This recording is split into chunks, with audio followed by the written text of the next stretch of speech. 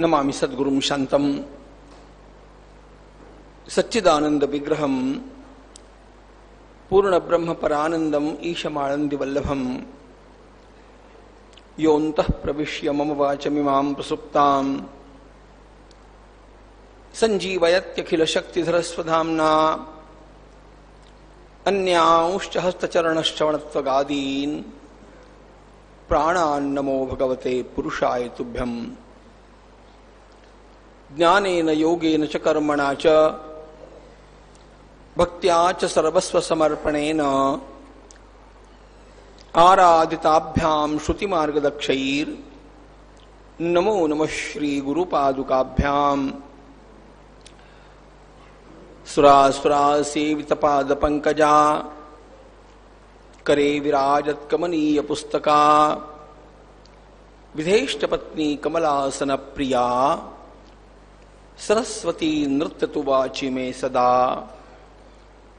प्रह्लाद नारद पराशर पुंडरीक व्यासाम्बरीश शुक शौनक भीष्मदाल्भ्यान् रुक्मांगदार्जुन वसिष्ठ विभीषणादीन् पुण्यानिमान् परम भागवतान् स्मरामि। वंशी विभूषित करान् नवनीरदाभात् पीतांबरादरुणबिंब फलाधरोष्ठात् पूर्णेन्दु सुंदर मुखादरविंद नेत्रात् कृष्णात् परम किमपि तत्त्वमहं न जाने। वंदे नंदव्रजस्त्रीणां पादरेणुमभीक्ष्णशः यासां हरिकथोद्गीतं पुनातिभुवनत्रयम् माधुर्यरसकल्लोलां शिवशक्त्यैकरूपिणीम् अमृतानुभवार्थाय वंदे ज्ञानेशनन्दिनीम्। यस्य वेदमयी वाणी यस्य देवमयी तनुः यस्य ब्रह्ममयी दृष्टिः स गुरुः पातु मां सदा। भगवति तव तीरे नीरमात्राशनोऽहम् विगत विषय तृष्णः कृष्णमाराधयामि। सकल कलुषभंगे स्वर्ग सोपान संगे तरल तर तरंगे देवी गंगे प्रसी।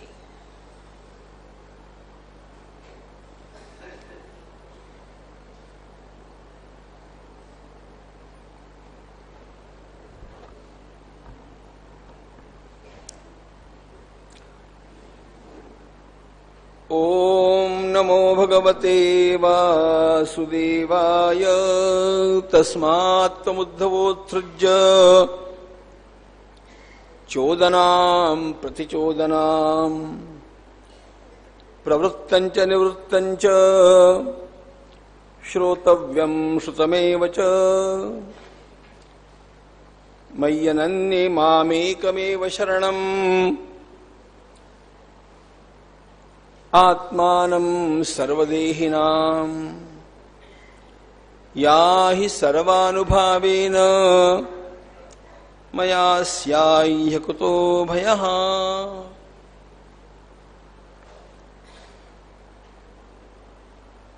जगद्गुरु भगवान श्री कृष्ण प्रभु जीव के कल्याणार्थ भगवद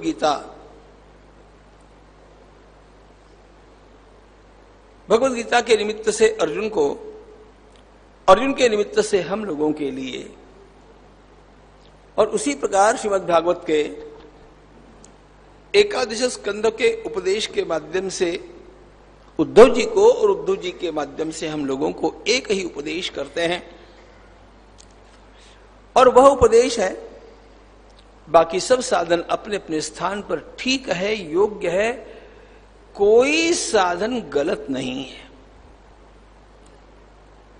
ऐसा होने पर भी परमोच्च साधन के रूप में भक्ति देवी की ही प्रतिष्ठा है।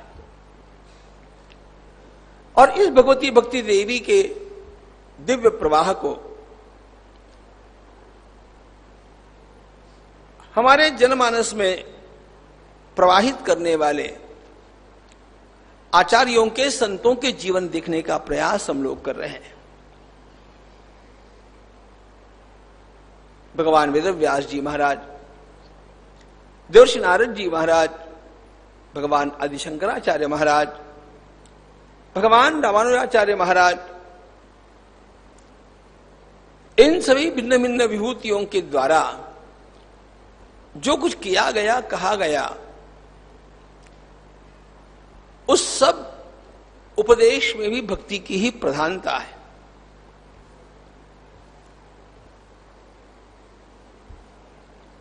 और विशेष रूप से भगवान आदिशंकराचार्य महाराज के पश्चात चतुस्सांप्रदायिक आचार्यों ने जो काम किया भक्ति की प्रतिष्ठा का, वह अपने आप में अत्यंत विलक्षण कार्य है। लोगों की रुचि भिन्न भिन्न है। हमारा देश अत्यंत विशाल है,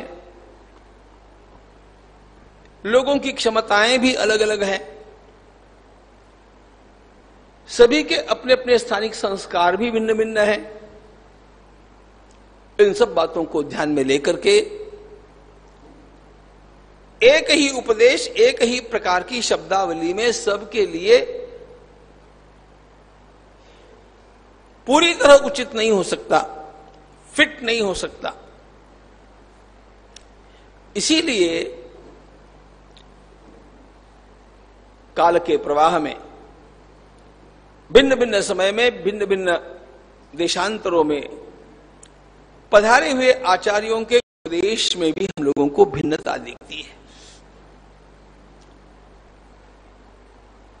उपदेशों की शब्दावली में भिन्नता दिखने पर भी सभी का गंतव्य तो विष्णु पदम निर्भयम यही है। भगवत चरणारविंद की ओर सभी के सभी जीवों को ले जाना, यही हमारे समस्त आचार्यों का और समस्त संतों का एकमात्र उद्देश्य है। अन्य कुछ भी करे चाहे न करें, करना हो तो करे, संभव हो तो करे, संभव न हो तो न करे, नहीं करना हो तो न करे, लेकिन तमेव शरणं गच्छ,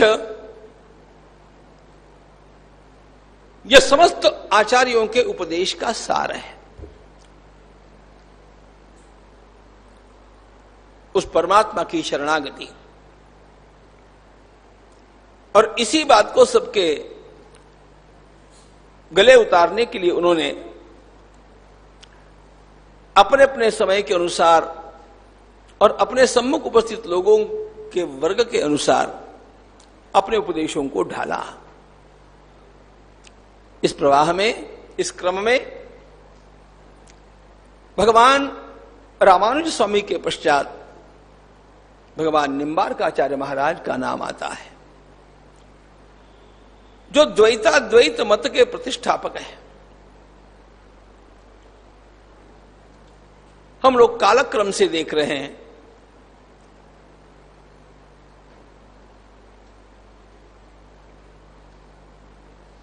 भगवान रामानुजाचार्य महाराज के पश्चात और मध्वाचार्य जी के पूर्व इस देश ने एक विलक्षण आचार्य का दर्शन किया, जिनका नाम भगवान निम्बार्काचार्य महाराज है।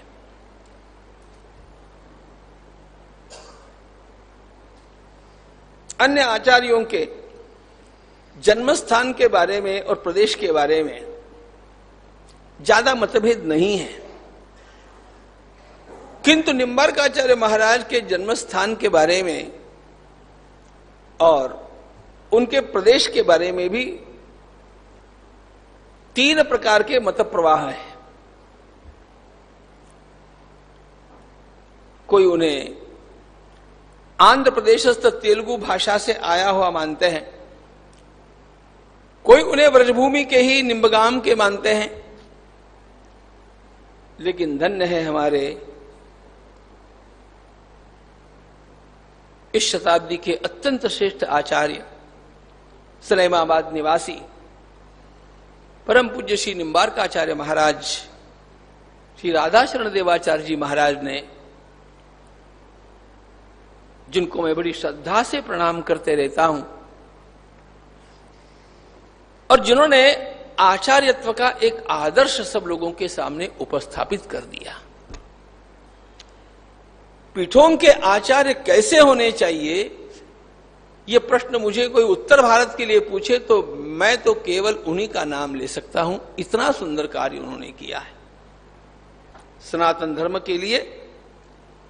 उनके जैसे आचार्य की प्राप्ति यह हम लोगों के लिए बड़ी सौभाग्य की बात है। उनके चरणों में प्रणाम करते हुए, उनके स्वास्थ्य की कामना भी करते हुए, गंगा जी से प्रार्थना करते हैं उनके स्वास्थ्य के लिए। उन्होंने जो कार्य किया सनातन धर्म के लिए, उन अन्य कार्यों की ओर मुझे भी जाना नहीं है। संप्रदाय से अतीत होकर के संपूर्ण सनातन धर्म का संगठन कैसे हो, आचार्यों का, इसका उनका विचार और उसके लिए उनके द्वारा किया गया साहित्य का निर्माण, यह अपने आप में एक अद्भुत बात है। उधर मुझे भी जाना नहीं है। यहां पर संदर्भ इतना ही है कि भगवान निम्बार्काचार्य महाराज के जन्म स्थान के बारे में और उनके प्रदेश के बारे में जो ये ऊहापोह हमारे यहां पर निरंतर चला था, हमारे पूज्य आचार्य श्री ने उसका बहुत मनोयोग पूर्वक अनुसंधान करवाया और महाराष्ट्र के लोगों के लिए गौरव का विषय है कि निम्बार्काचार्य महाराज महाराष्ट्र के थे। ये बात पूज्य आचार्य जी ने प्रमाणित कर दी।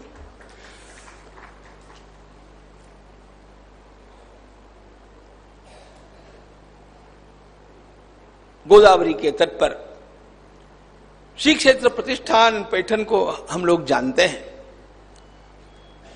लेकिन इसी पैठन के परिसर में आगे चल करके एक छोटा स्थान रहा जिनको आजकल मुंगी पैठन कहते हैं। आचार्य जी ने इस बात की खोज कराई और इन सब बातों पर पर्दा डलवा दिया कि निम्बार्काचार्य महाराज तेलंगाना में जन्मे थे अथवा ब्रजभूमि ही उनकी जन्मभूमि रही। महाराज जी ने जो प्रमाणित किया है वह अभी भी समस्त ग्रंथों में आना है, किंतु जिस प्रकार का अनुसंधान उन्होंने करवाया उससे यह बात तो प्रमाणित ही हो गई कि जिनका मूल नाम नियमानंद ऐसा रहा, ऐसे श्री निम्बार्काचार्य महाराज का जन्म स्वयं वैदुर्य पत्तन, जिसको पत्तन में पैठन शब्द आता है, पैठन पत्तन का अपभ्रंश है। ये वैदुर्य पत्तन मुंगी पैठन है और यहीं पर अपने स्वनामधन्य माता पिता, जिनका नाम जगन्नाथ और सरस्वती ऐसा रहा, पिता का नाम श्री जगन्नाथ जी, माता जी का नाम सरस्वती, ऐसी अवस्था में इस दिव्य परिवार में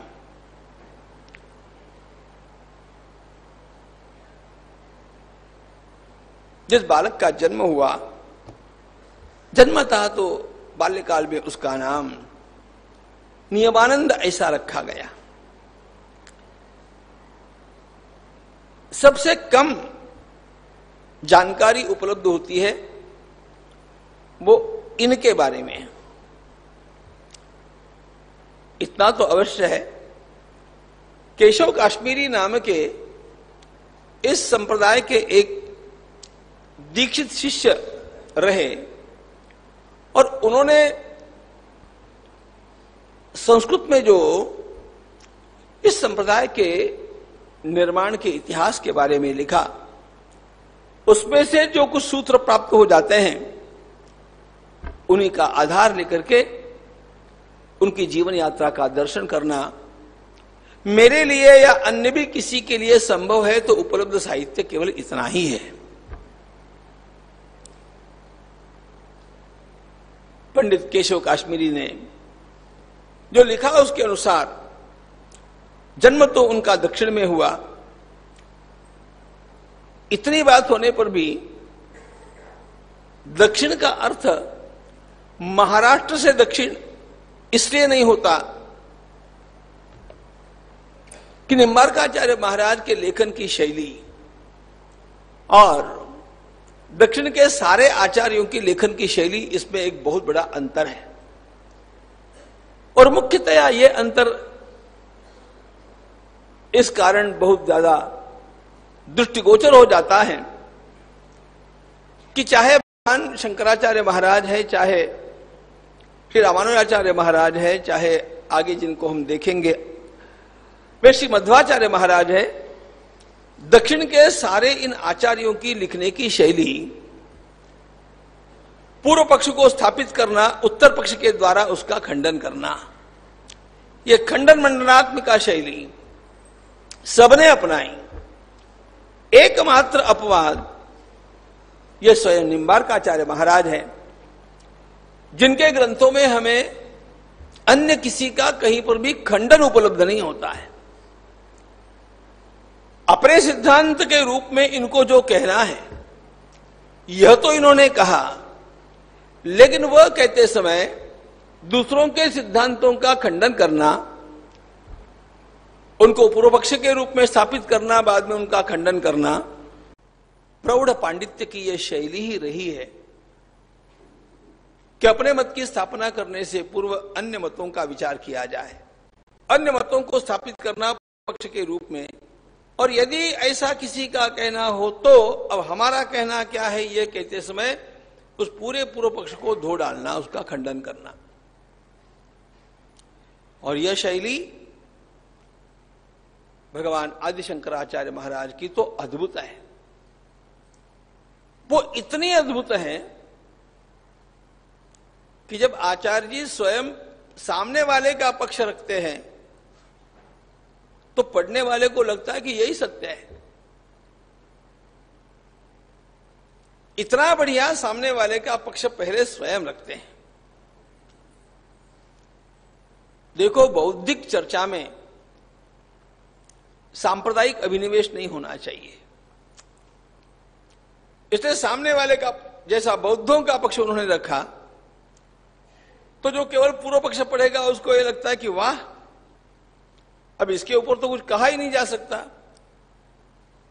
और फिर आचार्य जी कहते हैं इत्युक्ते सती, यदि ऐसा आपने कहा है तो अब हमारा उत्तर सुनिए, और फिर उसके एक एक मुद्दे का खंडन, और फिर सामने वाले के पूर्व पक्ष को तार तार करके छोड़ना। यह शैली रही है हमारे आचार्यों की। इस शैली की स्वयं की एक गरिमा है। मूलतः बौद्ध विचारों का आक्रमण बड़ी तर्क शक्ति के साथ आया। सामने वाले के विचारों का किस प्रकार खंडन किया जाए, इसके लिए बौद्धों ने अपना लॉजिक डेवलप किया, तर्कशास्त्र विकसित किया और बहुत सूक्ष्म उसका विचार किया। वही उनसे सीख करके कुमारिल भट्ट ने उनका पराभव किया। छोड़ देंगे उन बातों को, लेकिन भावुकता से सारी बातों को ग्रहण करने वालों के लिए इसकी कोई आवश्यकता नहीं प्रतीत होने पर भी जब किसी के गले बात को उतारना होता है तब इस तर्क शैली का ही उपयोग होता है। इसलिए जो दक्षिण के इन आचार्यों ने किया उसे हम गलत नहीं बोल रहे हैं, लेकिन भगवान निम्बार्काचार्य महाराज इसके लिए अपवाद है। वे इस विवाद में घुसे ही नहीं। मुझे क्या कहना है उसी की स्थापना उन्होंने की, और यह भी एक बहुत सुंदर शैली है जिससे विवाद में न पड़ते हुए अपने विचारों को रखा जाए।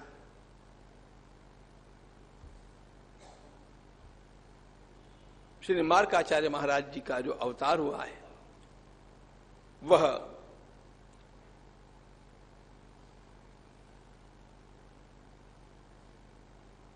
साक्षात भगवान सुदर्शन जी का अवतार है,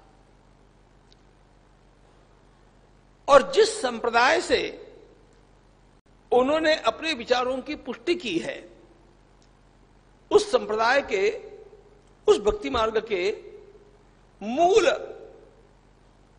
उद्गाता के रूप में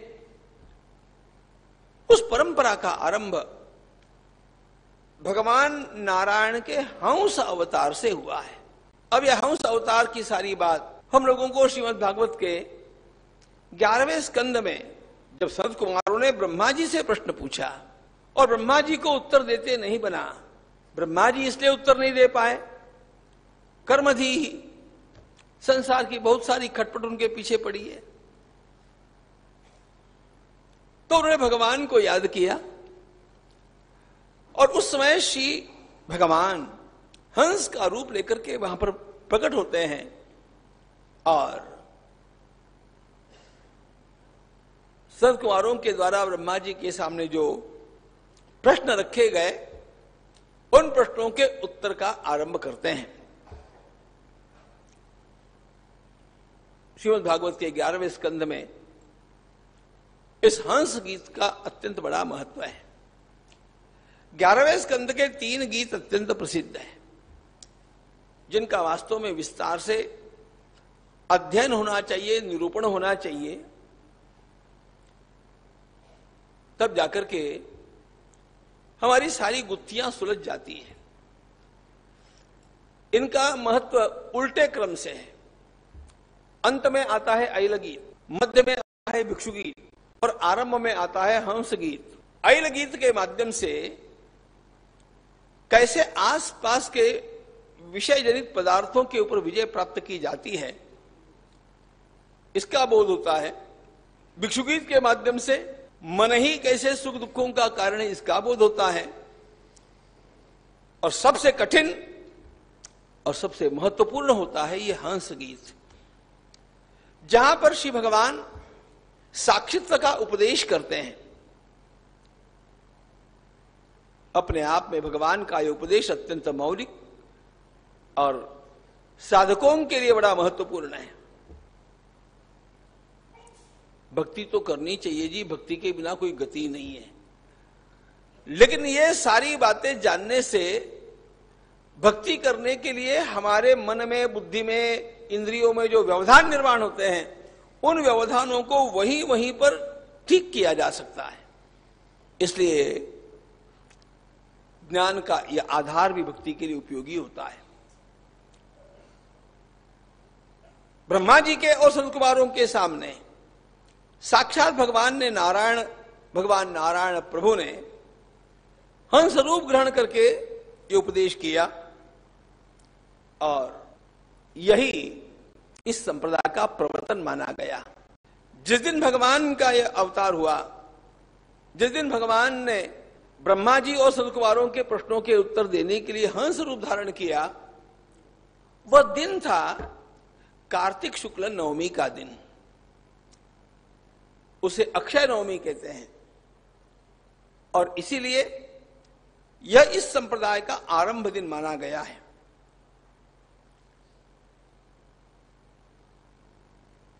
यह परंपरा भगवान नारायण से चली,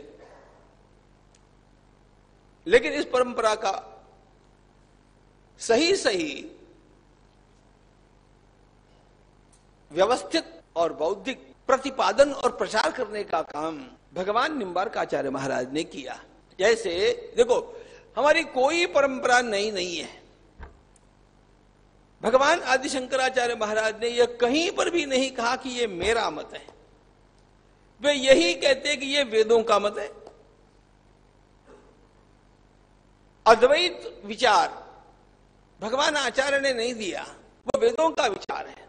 भगवान शंकराचार्य महाराज ने उसको व्यवस्थित रूप दिया, उसको तर्क की शैली से प्रमाणित किया और लोगों के गले उतारने का प्रचार का कार्य अत्यंत अच्छे ढंग से किया। इसलिए उनकी विशेष महत्ता है। जैसे ये अद्वैत का विचार वेदों से आता है, उसी प्रकार भगवान निम्बार्काचार्य महाराज ने बतला दिया कि द्वैताद्वैत का विचार भी मूल भगवान से और वेदों से ही आता है।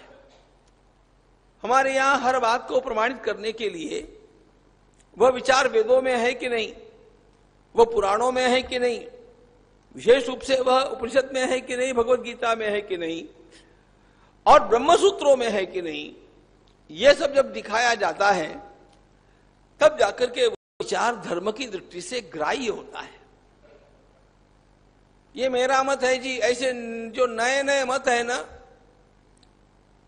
गोस्वामी तुलसीदास जी महाराज ने कल्प ही पंथ अनेक, ऐसे नए नए कितने ही पंथ निकलते हैं, कुछ दिनों तक बचते हैं, बाद में फिर डूब जाते हैं।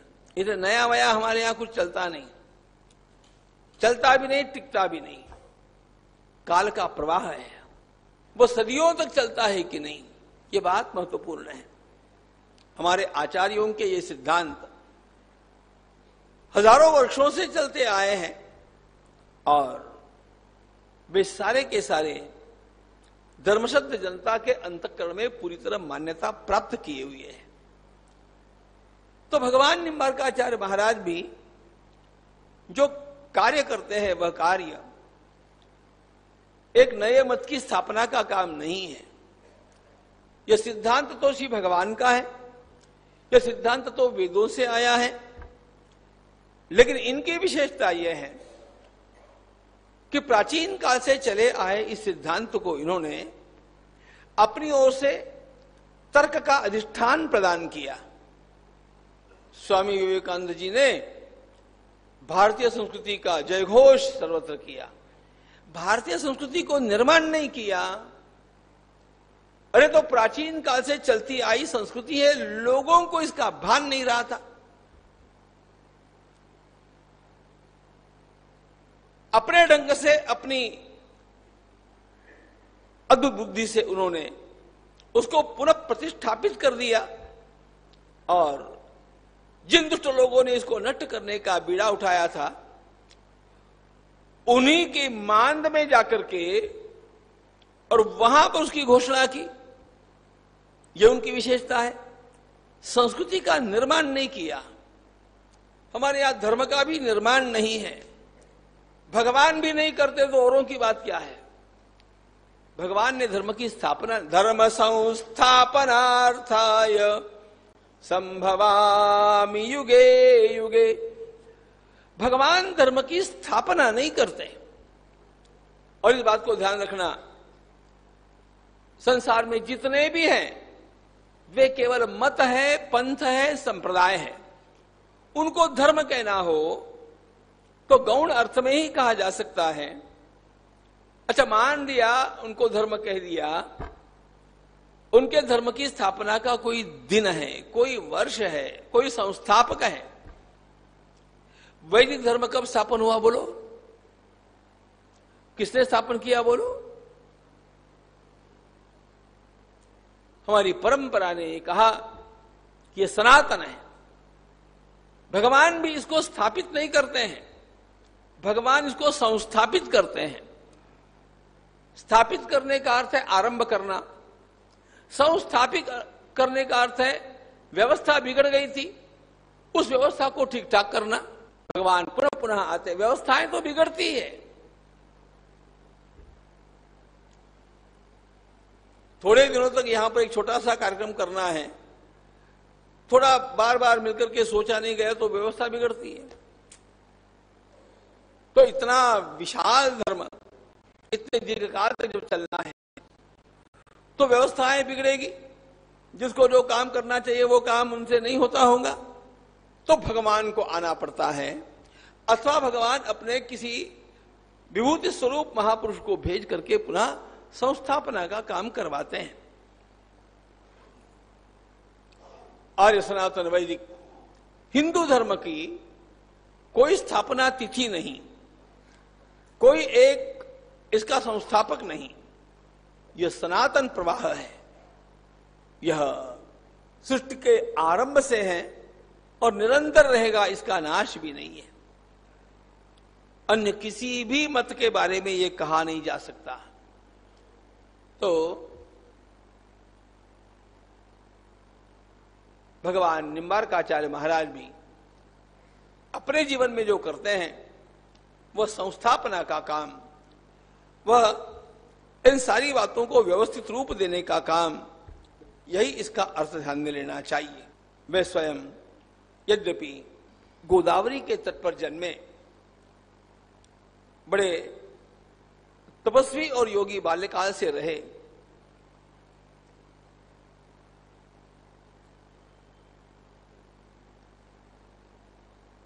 बहुत शीघ्रता से उन्होंने अपने घर का त्याग कर दिया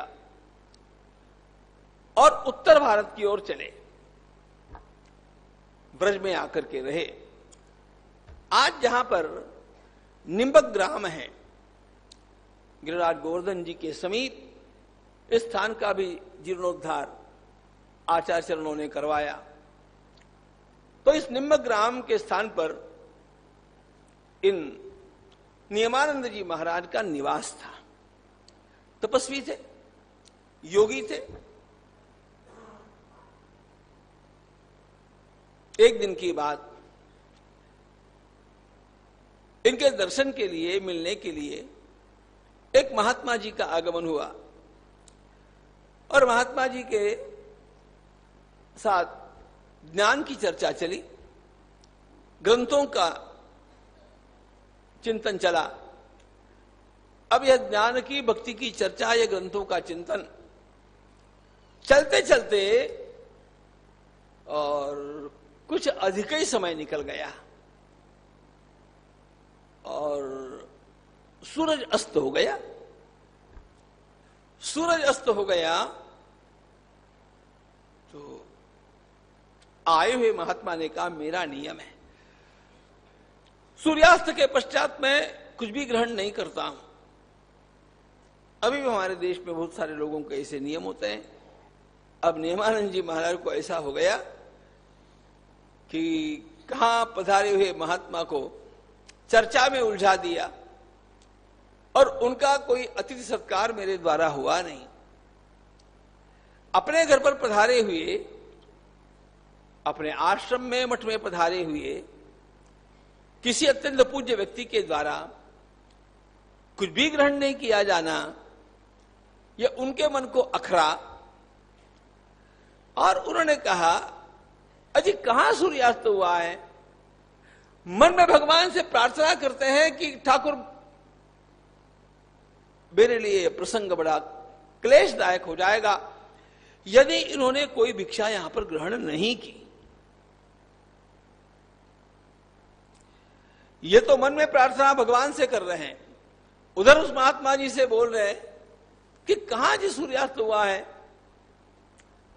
सूरज के अस्त होने के पश्चात भी थोड़ा प्रकाश रहता है, सूर्य उदय होने से पूर्व भी थोड़ा प्रकाश आ जाता है।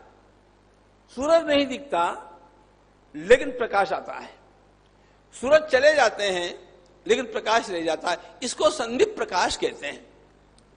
अब संदीप प्रकाश तो थोड़ा दिख रहा था, लेकिन महात्मा ने कहा कि सूर्य का अस्त तो हो गया। अब इन्होंने कहा कि सूर्य का अस्त तो नहीं हुआ, आपको कुछ ग्रहण करना चाहिए। अब भक्त के मुख से निकल गई, उस महान योगी के मुख से वाणी निकल गई, नहीं हुआ जी। और क्या हुआ, पश्चिम की ओर देखते हुए नियमानंद जी ने कहा, वो देखो ना, अभी भी सूर्य भगवान दिख रहे हैं। अब वहां पर वास्तव में सूर्य भगवान दिख रहे थे, अथवा जैसा कि इस संप्रदाय में कहा गया, जिसका अवतार स्वयं ये महाराज रहे, वे भगवान सुदर्शन ही स्वयं वहां पर प्रकट होकर के और अपने आलोक को देते रहे सूर्य के समान। उस तपस्वी का तो समाधान हो गया कि सूर्य भगवान है। सूर्यास्त अभी तक नहीं हुआ है। यह देख करके महाराज ने प्रेम से भिक्षा पाई, सूर्य को दिखाते समय कहां है ऐसा कहते समय बीच में एक नीम के पेड़ की डाली आई है। तो इन्होंने कहा, देखो ना, उस नीम के पेड़ के पीछे देखो, वहां देखो, नीम की ओट में साक्षात सूर्य का दर्शन सूर्यास्त के पश्चात भी करवाने का इनकी तपस्या में सामर्थ्य था, इसलिए इनका नाम तब से निम्ब अर्क ऐसा हो गया। नीम को कहते हैं निम्ब और अर्क कहते हैं सूर्य को। नीम के पेड़ के डाली की ओट में उन्होंने सूर्य का प्रकाश दिखा दिया, तब से इनका प्रसिद्ध नाम निम्बार्क हो गया। बात तो यही है, लेकिन निम्बार्क शब्द का केवल ऐसा अर्थ करके संतोष नहीं होता है, यह तो बात है ही, लेकिन इसी संप्रदाय के अत्यंत अच्छे आचार्य केशव काश्मीरी जी ने जो अर्थ किया है, वो किसी के भी मन को भा जाए ऐसा है। आयुर्वेद में जो अनेक औषधियां हैं, सारी वनस्पतियों में हमें स्वस्थ रखने के लिए उपयोगी वनस्पति है नीम की। नीम के पेड़ की छाया कभी भी आरोग्यदायी होती है, ध्यान रखना। अत्यंत शीतल भी होती है, आरोग्यदायी भी होती है। नीम का सेवन मनुष्य को सभी प्रकार से स्वस्थ रखता है। एक चैत्र में छोड़कर के, चैत्र की प्रतिपदा के दिन को छोड़कर के आप लोग उसका सेवन करते हैं कि नहीं करते पता नहीं, लेकिन एक बात आपको बतला देता हूं कि केवल आधी कटोरी नीम के पत्ती का रस भी आपने पी लिया ना, तो आपके एक भोजन से आपको मिलने वाली जितनी भी खुराक है उसका काम तो उसी से चल गया। भूख भी लगती नहीं, ये मैं अपना अनुभव बतला रहा हूं, और पोषण भी पर्याप्त हो जाता है। इतना सब कुछ उस नीम में है। दतोन के रूप में उसका उपयोग, सभी प्रकार से उसका उपयोग है। तो निम्बार्क शब्द का अर्थ क्या है? अपने जीवन को, अपने समस्त ऐहिक जीवन को तंदुरुस्त बनाने वाला, और अर्क का अर्थ है सूर्य भगवान, ज्ञान का प्रकाश उसमें लाने वाला संप्रदाय। हमारा जीवन स्वस्थ बन जाए।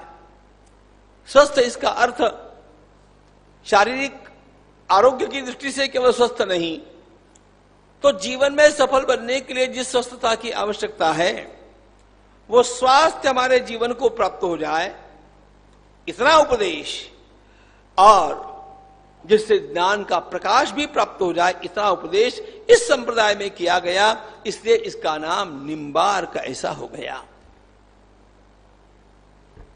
हमारे मानव जीवन का स्वास्थ्य और ज्ञान का प्रकाश, इन दोनों को मिलाकर के ये निम्बार्क शब्द की उत्पत्ति केशव काश्मीरी पंडित ने की है, और जो बहुत योग्य लगने वाली भी है। स्वयं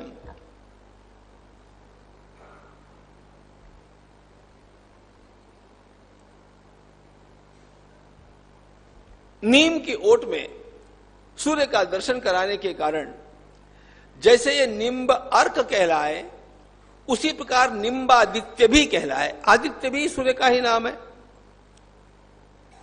और इस प्रकार के ये महात्मा नियमानंद, इसके पश्चात जो जाने गए वे निम्बार्क आचार्य महाराज इस नाम से ही जाने गए। भगवान निम्बार्क आचार्य महाराज स्वयं अपने दर्शन को द्वैत दर्शन कहते हैं। हम लोगों ने भगवान शंकराचार्य महाराज का दर्शन देखा, उससे थोड़ा भिन्न इस प्रकार का भगवान रामानुजाचार्य महाराज का दर्शन देखा। निम्बार्काचार्य महाराज का दर्शन उनसे भी भिन्न। दर्शन का अर्थ है तत्व ज्ञान की शाखा। जो उपदेश, तत्वोपदेश उन्होंने किया, उसमें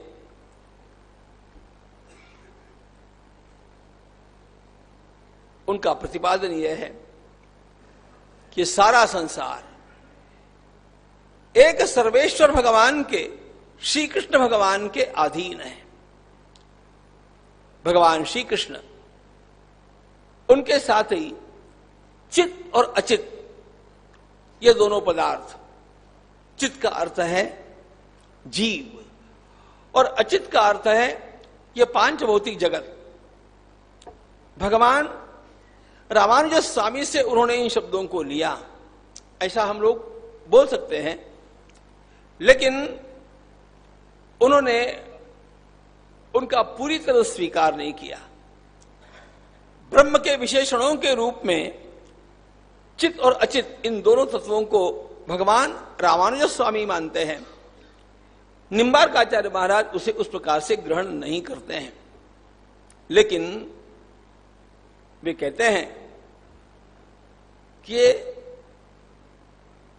चित भी सत्य है, अचित भी सत्य है, लेकिन ये सारे अज्ञानावस्था में सत्य है। इसलिए जब तक भगवत दर्शन नहीं प्राप्त हुआ, जब तक भगवत बोध प्राप्त नहीं हुआ, तब तक तो ये सारा द्वैत ही द्वैत है। लेकिन भगवत दर्शन के साथ ये सब कुछ अंतर्धान हो जाता है और इसीलिए वह वास्तव में द्वैत रह नहीं जाता, अद्वैत हो जाता है। द्वैत को भी माना और अद्वैत को भी माना, अवस्था भेद से माना। अज्ञान की अवस्था में द्वैत माना, ज्ञानावस्था में अद्वैत माना। इसलिए इस तत्व को, इस दर्शन को द्वैताद्वैत दर्शन कहते हैं। वे स्वयं भगवान श्री कृष्ण का परम तत्व के रूप में प्रतिपादन करते हुए उनको सगुण ब्रह्म के रूप में स्वीकारते हैं और वे स्वयं सकल मंगल गुणों से संयुक्त है, सौंदर्य लावण्य निधान है, उनके जैसा अन्य कोई हो नहीं सकता। और अनंत कल्याण स्वरूप गुणैक धाम, ऐसे भगवान श्री कृष्ण सर्वेश्वर और उनकी शक्ति के रूप में भगवती श्री राधिका जी है। भगवती राधिका जी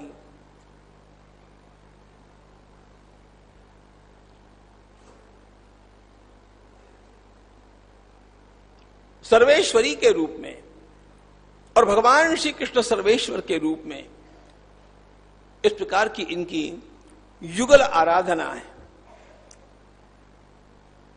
जब जब निर्गुण ब्रह्म इस प्रकार का शब्द आता है तो वे कहते हैं कि निर्गुण का अर्थ सत्व, रज और तम, इन तीनों गुणों से अतीत होने के कारण उनको निर्गुण कहा जा सकता है।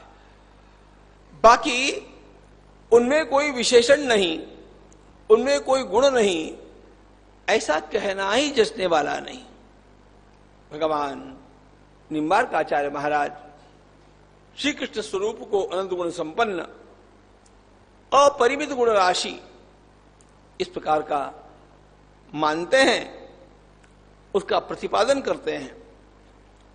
उनकी नित्य सहचरी भगवती शक्ति श्री राधिका जी ये उनसे भिन्न है कि अभिन्न है? वे कहते हैं दोनों मिलकर के एक है, दोनों में अद्वैत है, लेकिन लीला विस्तार के लिए वे स्वयं दो बनकर के लीला करते हैं।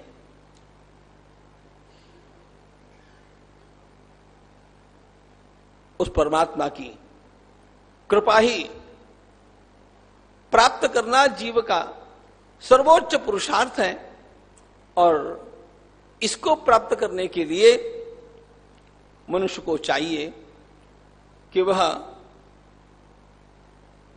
उनकी सेवा में लग जाए।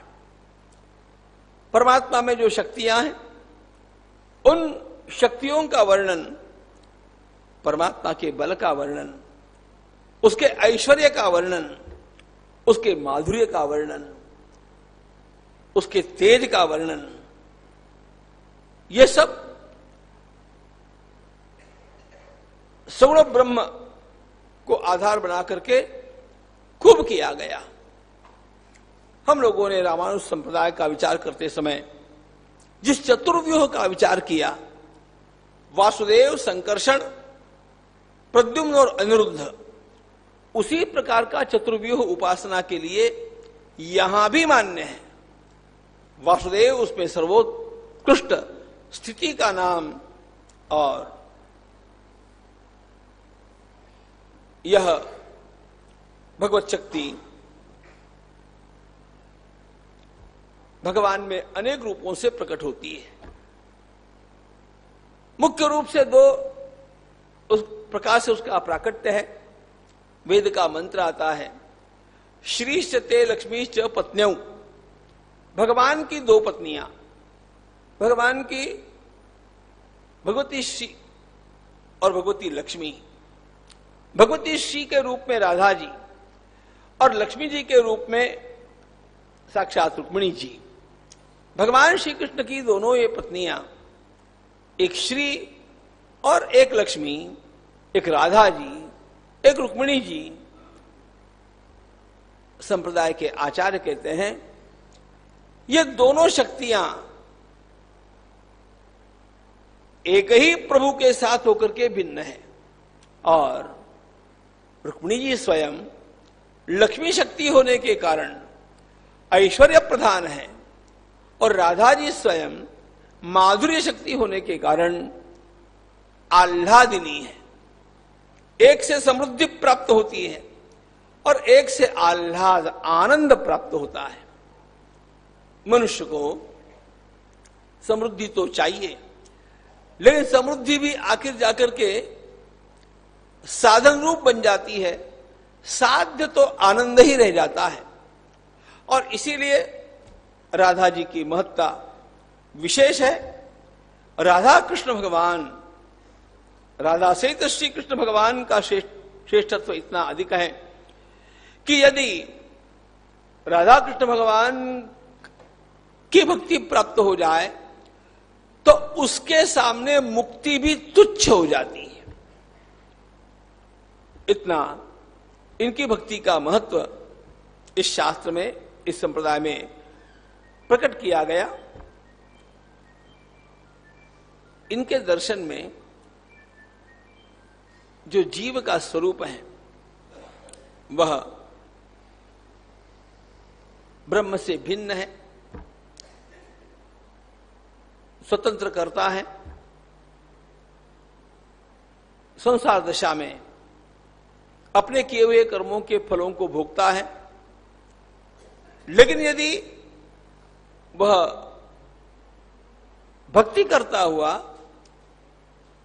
अपने सद्गुरु की शरण में जाता है, निम्बार्क संप्रदाय में, वैसे सभी संप्रदायों में होने पर भी सद्गुरु की भक्ति पर कुछ ग्रंथों का प्रणयन किया गया। अपना जीवन उनके अधीन हो जाए ये माना गया, और ये कहा गया कि जब गुरुपसक्ति, सद्गुरुपसदन, सद्गुरु सेवा और उसके साथ साथ ईश्वर सेवा, ये दो बातें चलती है तो संसार में पतित जीवात्मा भी भगवत प्राप्ति के लिए योग्य हो जाते हैं। इन जीवों में कुछ नित्य मुक्त हैं, जैसे आदिशेष, गरुड़ जी, विश्वक्सेन, सुदर्शन जी, ये सब जीव होने पर भी नित्य मुक्त हैं। ये भगवत लीला में निरंतर भगवान की सेवा में उपस्थित होते हैं।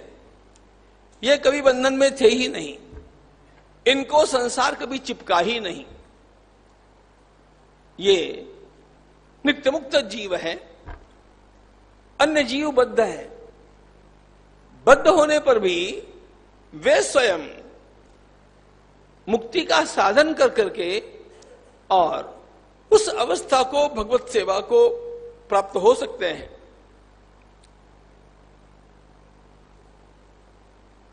उसके लिए उनके भीतर एक प्रबोधन की आवश्यकता है, और वही प्रबोधन आचार्य जी ने अपने ग्रंथों के माध्यम से किया।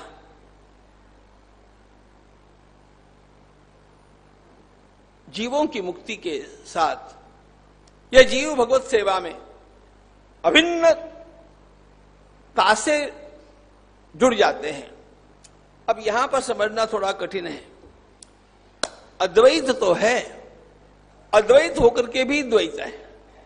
ये सारे जीव भगवान की सेवा में, भगवान की नित्य लीला में, उनकी सेवा में लीन होते हैं। लीन होकर के भी स्वयं अलग रहते हैं। अब इसको समझाया कैसे उन्होंने, जैसे सूर्य और प्रभा।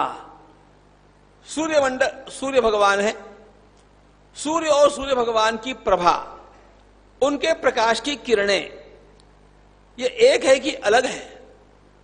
ये वास्तव में देखा जाए तो सूर्य के बिना किरणों का रहना संभव नहीं। किरणें ही नहीं होगी तो उसको हम सूर्य ही कहेंगे नहीं। इसलिए किरणें सूर्य की होने पर भी ये किरणें, ये सारा प्रभामंडल सूर्य भगवान के साथ जुड़ा हुआ भी है, वो एक भी है, लेकिन उनसे भिन्न इव ऐसा लगता भी है।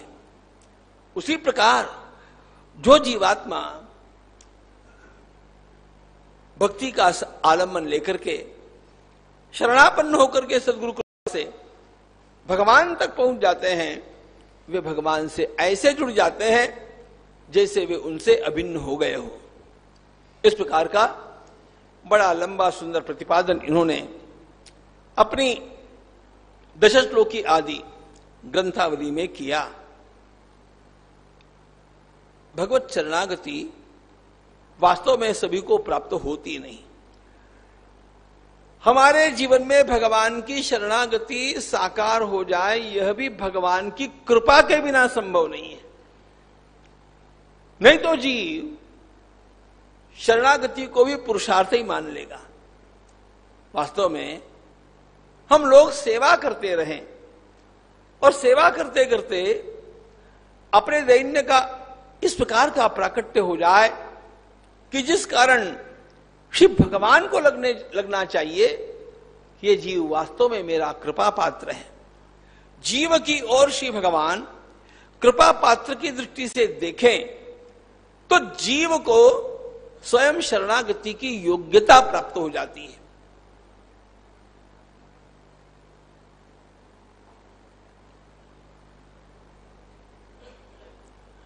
राम कथा का एक प्रसंग याद आ गया। प्रसंग पूरा बतलाने की आवश्यकता नहीं, केवल बात को समझना है। अरण्य कांड में, चित्रकूट में भगवान भगवती सीता जी के साथ विहार कर रहे हैं, और विहार के समय भगवान भगवती जानकी को फूलों से सजा रहे हैं। इस दृश्य को इंद्र के पुत्र जयंत ने देखा और कव्य का रूप लेकर के उसने थोड़ी भगवती के साथ छेड़छाड़ कर दी। उसे ऐसे ही लगा कि ये सीता और राम क्या है, ये राजकुमार है, ये उसकी रानी है, ये उसका दृष्टिकोण। विस्मरण हो गया कि ये साक्षात परमात्मा है। और जैसे कि बड़े बाप का बेटा करेगा छेड़छाड़, उसी प्रकार की छेड़छाड़ उसने थोड़ी कर दी। विददार पदांतरे, भगवती जानकी के समीप आकर के उनके चरण पर उसने अपनी चोंच से क्षत कर दिया। वाल्मीकि रामायण का वर्णन है, उनके वक्षस्थल पर उसने चोंच का प्रहार किया। अब कैसा भी ग्रहण कीजिए आप, भगवान श्री राम उसके पश्चात वहां का एक तिनका लेकर के उसके ऊपर ब्रह्मास्त्र छोड़ देते हैं।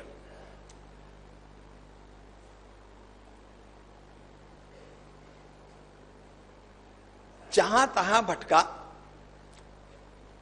भगवान का बाण अमोघ, अब ये छूटने वाला नहीं।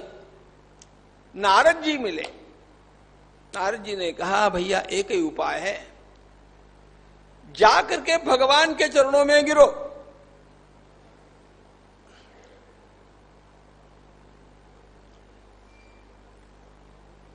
वही बचा सकते हैं। चलो, जयंत वहां पर आया।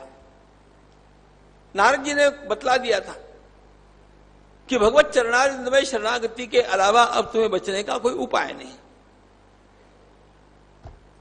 जयंत आकर के त्राहिमाम करता हुआ भगवान के चरण कमलों में गिरा। अब गिरते समय भी क्या हुआ, भगवान के चरणों की ओर उसके पग हो गए। भगवती जानकी माता वहीं पर है। सदगुरु के उपदेश के अनुसार शरणागति के लिए जीव आकर के गिरा भी है, तब भी कैसे भगवान की शरणागति की जाए इसकी भी उसको बुद्धि नहीं, उससे वो हुआ नहीं। श्री भगवान से अभिन्न है भगवत शक्ति। भगवती जानकी माता ने क्या किया, देखो शक्ति कहते ही वात्सल्य भाव की प्रधानता आ जाती है। पिता और मां में जिस प्रकार का अंतर, उसी प्रकार का अंतर भगवान और भगवती में है। वास्तव में एक ही शक्ति है। एक ही शक्ति जब पुरुष विशिष्ट ब्रह्म हो जाती है तो उसमें विवेक प्रधान हो जाता है, और जब वह मातृ विशिष्ट हो जाती है तो उसमें वात्सल्य की विशेषता होती है। अपने अपने घर में विचार करो ना, माताजी को याद करो, पिताजी को याद करो। माताजी भी प्रणम में है, पिताजी भी प्रणम में है, दोनों भी अत्यंत अच्छे हैं, श्रेष्ठ है, पूज्य है, बात ठीक है। लेकिन फिर भी इतना सब होने पर भी हम सबका अनुभव यह है कि मां का वात्सल्य पिताजी से कुछ मात्रा में बढ़कर के होता है। जहां पर पिताजी भी थोड़ी रुक्षता का व्यवहार कर सकते हैं, मां उस बालक की गलतियों को भुला करके उस बालक को पिताजी के पास किस प्रकार से प्रस्तुत करना यह जानती है, ताकि पिता उसे सजा नहीं करे। भगवती जानकी माता ने क्या किया, जीव आकर के भगवत चरणारविंद में गिरा तो सही, और भगवान का स्वयं का सिद्धांत है, तवास्मीति च याचते अभयं सर्वभूतेभ्यो ददामि तद्व्रतम मम। ठाकुर मैं आपका हूं ऐसे कहकर के जो शरणापन्न हो गया, एक बार सकृदेव प्रपन्नाय, बार बार नहीं, एक ही बार, बस उसको तो अभय मिलना चाहिए। अरे ये बात सब ठीक है भाई, लेकिन आकर के ये जो वायस गिरा है, ये जो कौवा गिरा है, जयंत गिरा है, इसको गिरना भी तो नहीं आया। ठाकुर मैं आपका हूं ऐसा कहकर के यदि कोई हमारी ओर पक करके ही गिर जाए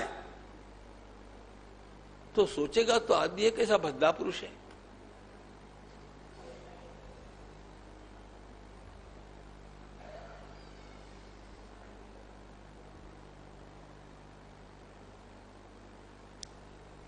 कभी कभी भोले भाले लोग फोन पर बात करते हैं, महाराज आज अमुक दिन है, आपको आशीर्वाद देने के लिए फोन किया।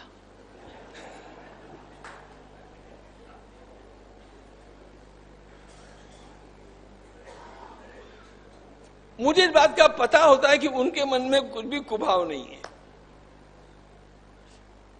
कभी कभी आदमी फोन पर बोलता हुआ भी थोड़ा घबरा जाता है, क्या बोले कैसे बोले, ऐसा भी हो जाता है, तो शब्द भी उल्टे पुल्टे हो जाते हैं। यस, आई कैन अंडरस्टैंड, बात समझ में आती है कि उनके मन में कोई भाव नहीं है, लेकिन फिर भी अभिव्यक्ति यदि उसको रिकॉर्ड किया तो क्या होगा। जी जी, आपको आशीर्वाद देने के लिए फोन किया। उसको बोलना होता है कि आपका आशीर्वाद पाने के लिए फोन किया, मेरा आज जन्मदिन है, आपका आशीर्वाद पाना है। बोल गया सज्जन कि आपको आशीर्वाद देना था, इसलिए फोन किया। बात यही हो गई ना, आया है शरणागति के लिए, भगवान की ओर पग, मां को दया आई, झट से भगवती ने जयंत को उठा लिया। हमारी यह भक्ति गौणी भक्ति और पराभक्ति इस प्रकार के दो भागों में विभाजित है। चारों संप्रदायों का जब विचार किया जाता है ना, तो ध्यान रखना, भगवान रामानुजाचार्य महाराज और मध्वाचार्य महाराज, इनकी भक्ति में ऐश्वर्य प्रधानता है। ये श्रीमन नारायण रूप को अधिक महत्व देते हैं। है सब एक, लेकिन फिर भी प्रधानता ऐश्वर्य भक्ति की है। और निम्बार्क संप्रदाय और महाप्रभु जी का वल्लभ संप्रदाय, इनमें आप देखेंगे सेव्य भगवान श्री कृष्ण है, इसलिए माधुर्य को, रस को अधिक महत्व है। रामानुज मत और मध्व मत में ऐश्वर्य की प्रधानता और यहां पर माधुर्य की प्रधानता। इस प्रकार का पहला विभाजन ध्यान में रखा जाए। अब ये जो पराभक्ति प्राप्त होनी है, इस पराभक्ति में वहां तक पहुंचने के लिए पहली बात, रोज के किए जाने वाले हमारे कर्म ये हम भगवान के चरणों में अर्पित करें। अब कर्म अर्पित कब करेंगे, तब करेंगे, लेकिन कम से कम रोज कहे तो सही, श्री कृष्णार्पणमस्तु। बोलते बोलते वो अभ्यास होगा। अपने कर्मों को भगवान के चरणों में अर्पित किया जाए। समय समय पर समय निकाल करके तीर्थ क्षेत्रों में अवश्य जाया जाए। तीर्थ क्षेत्रों के माध्यम से अपना देह, अपना मन, इसको अधिक पवित्र बनाने का प्रयास किया जाए, इसकी आवश्यकता है। फिर कहते हैं संप्रदाय के और भक्ति बढ़ाने वाले अन्य भी ग्रंथों का वाचन, यह स्वाध्याय नहीं करेंगे तो आपकी भक्ति भावना टिकेगी नहीं। एक बात देखो, आप रोज चाहे जैसी सेवा करते रहिएगा, यदि इस सेवा के साथ आप कथा का श्रवण नहीं करते हैं, साल में कुछ दिनों तक नहीं करते हैं, अथवा स्वयं सद्ग्रंथों का वाचन नहीं करते हैं, अपने आप आपका भाव मुरझाना आरंभ हो जाएगा। अपने आप आपके साधन की बैटरी डाउन होना आरंभ हो जाएगा। इसलिए अपने भावों को पुनः प्रबल बनाने के लिए या तो उत्तम कथा का श्रवण आवश्यक है, और नहीं तो स्वयं में इतना समय, सामर्थ्य और योग्यता होनी चाहिए जिससे हम स्वयं कुछ ग्रंथों का अध्ययन करें, स्वाध्याय करें। और अपने भाव को ताजा रखें। तो निष्काम बुद्धि से कर्मों का समर्पण करना, स्वयं तीर्थ यात्रा के माध्यम से अपने को पवित्र बनाना, स्वाध्याय करना ग्रंथों का, और फिर कहते हैं जितना हो सकता है उतना भगवान नाम का संकीर्तन करना। कृष्ण गोविंद नारायण हरे, कृष्ण गोविंद नारायण हरे, कृष्ण गोविंद नारायण हरे, कृष्ण गोविंद नारायण हरे, कृष्ण कृष्ण मुकुंद जनार्दन, कृष्ण गोविंद नारायण हरे, कृष्ण कृष्ण मुकुंद जनार्दन, कृष्ण गोविंद नारायण हरे, कृष्ण कृष्ण मुकुंद जनार्दन, कृष्ण गोविंद नारायण हरे,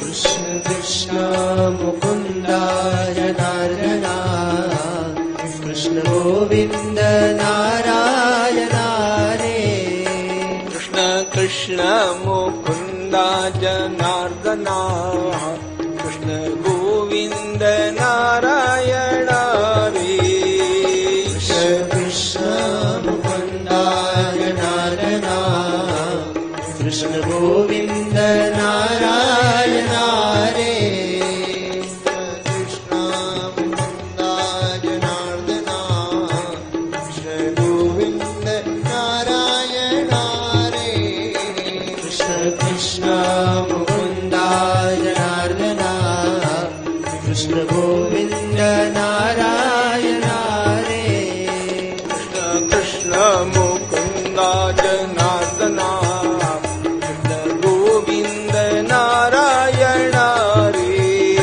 कृष्ण कृष्ण मुकुंद जनार्दन, कृष्ण गोविंद नारायण हरे, कृष्ण मुकुंद जनार्दन, कृष्ण गोविंद नारायण हरे, कृष्ण कृष्ण मुकुंद जनार्दन, कृष्ण गोविंद नारायण हरे, कृष्ण मुकुंद जनार्दन, कृष्ण गोविंद नारायण हरे, कृष्ण कृष्ण मुकुंद जनार्दन, कृष्ण गोविंद नारायण हरे, कृष्ण मुकुंद जनार्दन, कृष्ण गोविंद नारायण हरे, कृष्ण कृष्ण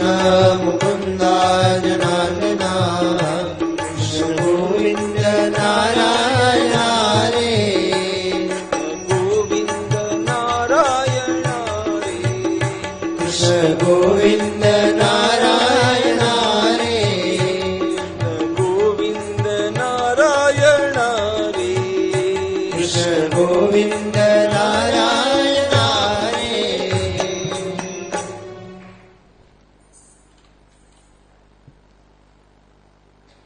परमोच्च साधन के रूप में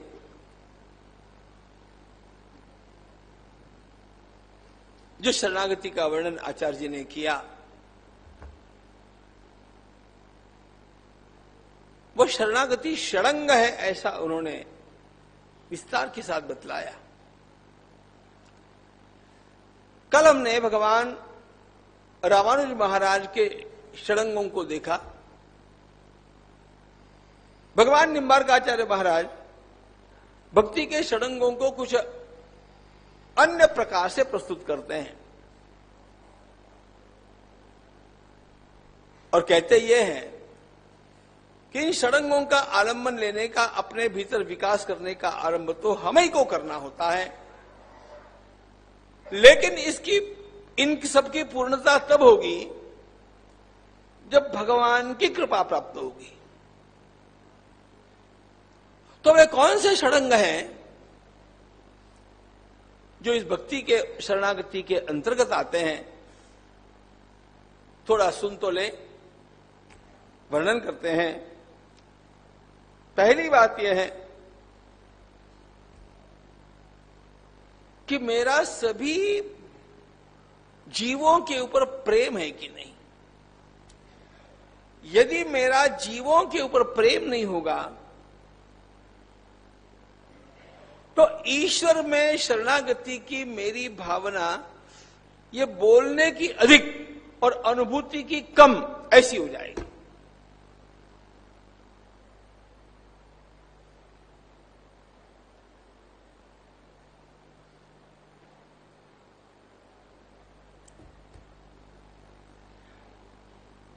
बतलाना नहीं चाहता था, समय नहीं, इसलिए, लेकिन यहां पर वो विषय ही आ गया। हम जिन श्लोकों को पढ़ते हैं आरंभ में, उसमें भगवान ने कहा मामेकमेव शरणम, उद्धव तुम मुझ अकेले को शरण में आ जाओ। और यह कहते समय भगवान ने मैं कहां हूं ये जो बतलाया है ना, वो ध्यान में रहना चाहिए, तब शरणागति सही होगी। मामेकमेव शरणम आत्मानं सर्वदेहिनाम, मैं भगवत चरणारिंद में शरणागति करूं। इसका अर्थ मैं ठाकुर जी के मंदिर में जाकर के 1 बार 2 बार 108 बार साष्टांग दंडोत करूं,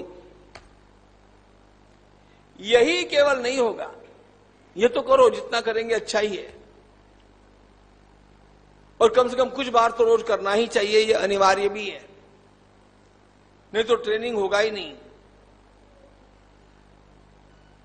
लेकिन शरीर से दंडोत प्रणाम भगवान को करने के उपरांत यदि मैं उठने के पश्चात किसी के साथ झगड़ालू बनकर के और विवाद करता हूं, उसको चुप बैठा करके अपनी बात को उसके दिमाग में थोपना चाहता, भगवान कहते हैं शरणागति का भंग तुम्हारा आरंभ हो गया। मामेकमेव शरणम आत्मानं सर्वदेहिनाम,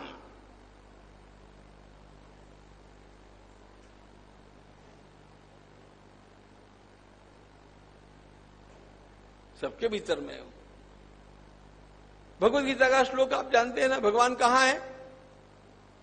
हृदय अर्जुन। किसके हृदय अर्जुन? मेरे। मेरे तो है, केवल मेरे नहीं है, उनके भी है, उनके भी है, उनके भी है। ईश्वर सर्वभूतानां हृदय अर्जुन तिष्ठति।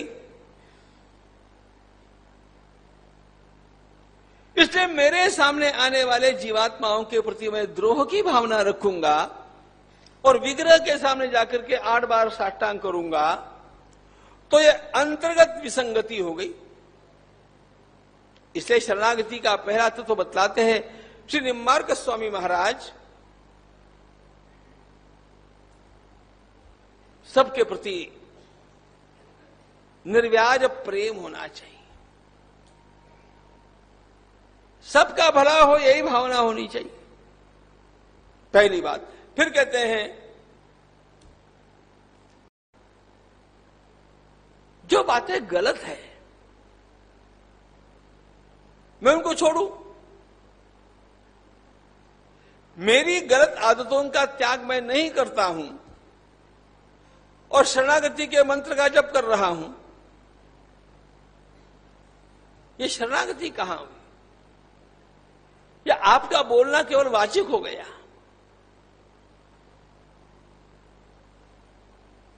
जो विश्व परमात्मा का है,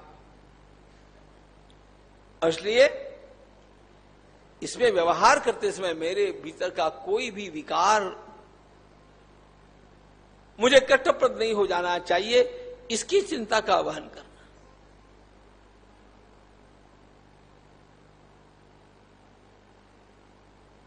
भगवान निम्बार्क स्वामी कहते हैं गलत आदतें छोड़ेंगे नहीं तो शरणागति कैसी? इसलिए कुमार्ग का त्याग दूसरी बात। फिर कहते हैं भगवान के प्रति मेरे अंतःकरण में परिपूर्ण श्रद्धा होनी चाहिए। उस श्रद्धा में जरा सी भी हिचकिचाहट नहीं रह जानी चाहिए। कभी कभी हमारी जरा सी हिचकिचाहट रह जाती है। परसों हम लोगों ने कुमारी भट्ट का जीवन देखा,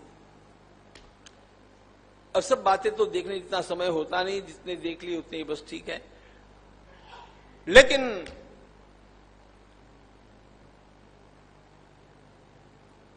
उनको सजा दी गई। वैसे उन्होंने स्वयं बोली,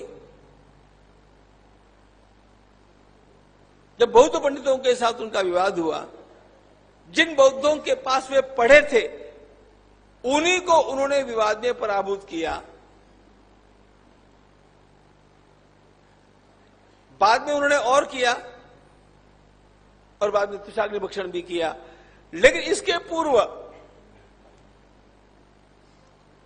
मेरा पक्ष सत्य है, इस बात को प्रमाणित करने के लिए वे स्वयं एक बहुत बड़ी परीक्षा दे दी है।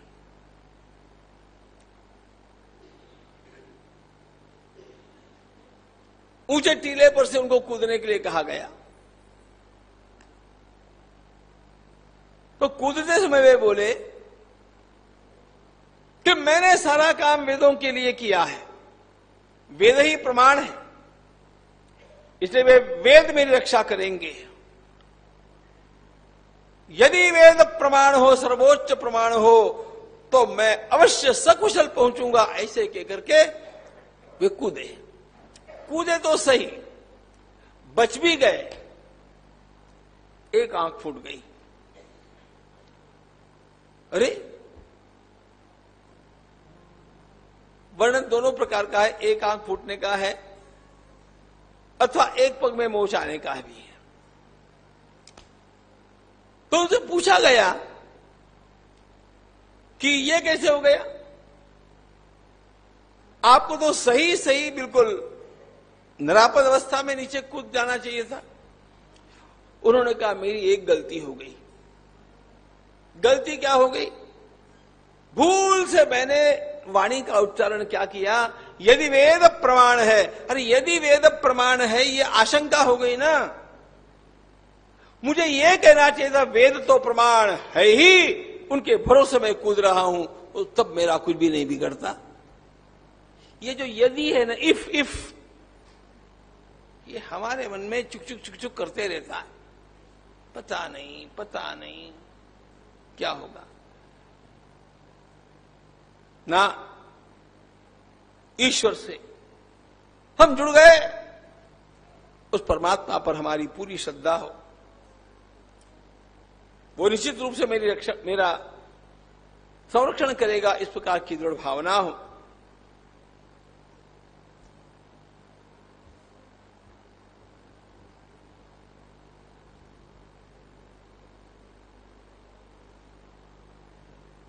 पांचवी बात बहुत महत्वपूर्ण है।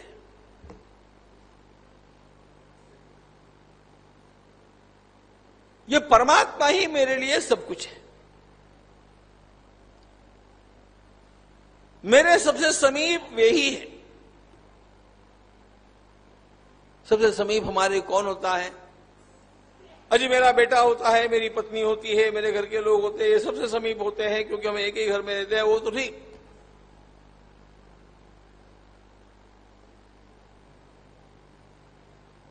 मेरे लिए सबसे समीप कौन? ये शरीर भी नहीं ध्यान रखना, बाहर के तो किसी की बात छोड़ दीजिए, शरीर भी मेरे साथ सर्वाधिक समर्पित, सर्वाधिक समीप नहीं है। भगवान उससे भी अधिक समीप है। मेरे मन में उठने वाले विचारों के तरंग, उनसे भी परमात्मा मुझसे अधिक समीप है। वो मेरे प्राणों के प्राण है, वो मेरे अस्तित्व का आधार है। जब तक परमात्मा के साथ ये रिलेशन आपका ध्यान में नहीं आएगा, तब तक कितना भी प्रयास करने पर भी आपकी शरणागति में और भगवान की भक्ति में वो दृढ़ता नहीं आएगी।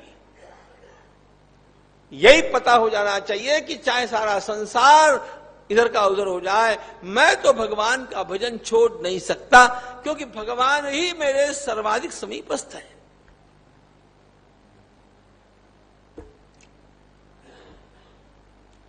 मेरे मन के विचारों के भी वे अतीत है, उनसे भी वे अधिक समीप है।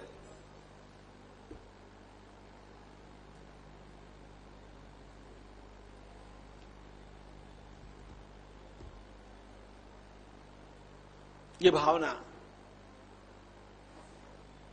जितनी जितनी प्रबल होती जाएगी, उतना उतना शरणागति का भाव अधिकाधिक सुदृढ़ होता जाएगा।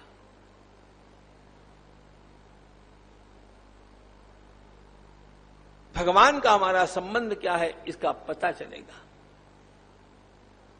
समस्त रामदास स्वामी ने भक्ति का वर्णन करते समय एक सुंदर व्याख्या की। वे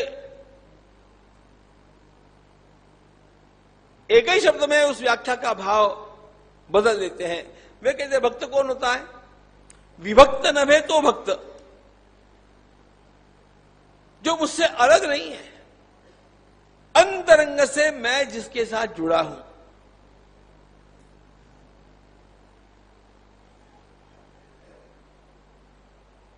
अंतरंग से, मेरे प्राणों के प्राण, मेरे मन के भी मूलाधार, मेरे अस्तित्व के आधार।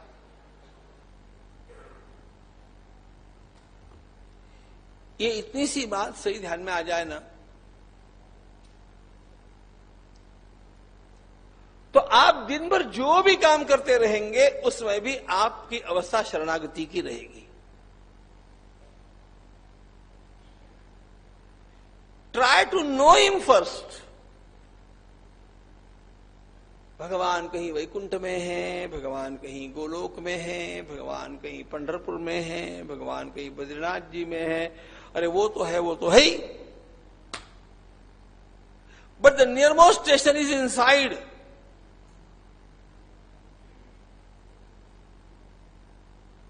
वर्ल्ड वाइड वेव सारे संसार में है, लेकिन मेरा पीसी मेरे अंदर है, तो मुझे जो दर्शन होना है वो मेरे स्क्रीन के ऊपर होगा। ये सीधी बात जैसी है।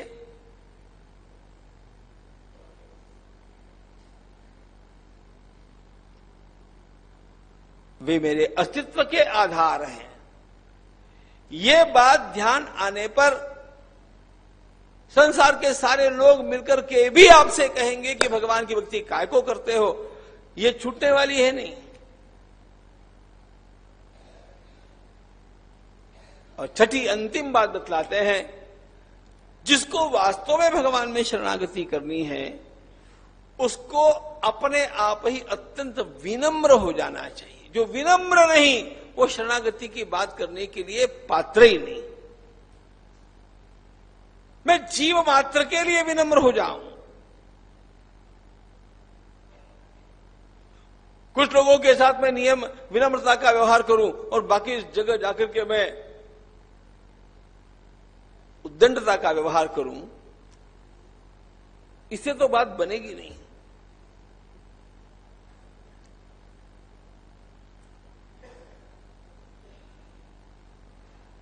बाहर लोगों के ऊपर रोब जमाऊं,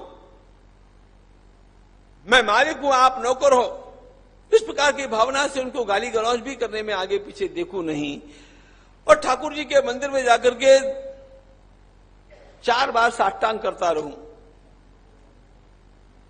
तो शरणागति की भावना लाने का प्रयास मेरा चालू होने पर भी अभी शरणागति की वास्तव में अंतरंग में स्थिति उदित नहीं हुई, ये उसका प्रमाण है। शरणागति छोटा करेगा, बड़े से शरणागति होती नहीं। इसलिए ज्ञानेश्वर महाराज कहते हैं, ये उत्पत्ति होगी विसरिजे थोरपण परा सांडीजे, जे जगह धाकुटे होइजे तय दवड़ी कमाजी। लोगों के साथ विनम्रता का व्यवहार करना सीखो, फर्स्ट एंड फॉरमोस्ट। भगवत प्रतिमा के सामने केवल नहीं।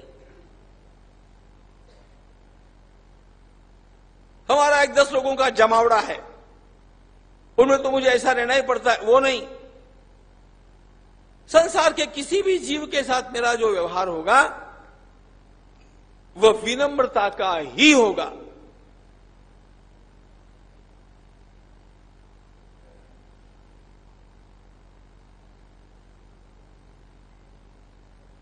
ये भाव शरणागति में अनुस्यूत भाव है।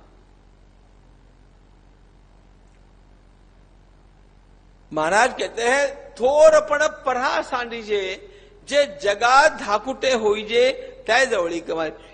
भगवान कहते अर्जुन सुनो, तुम मेरे पास रहना चाहते हो क्या? मेरा नित्य सानिध्य तुम्हें प्राप्त हो जाए ऐसा लगता है क्या?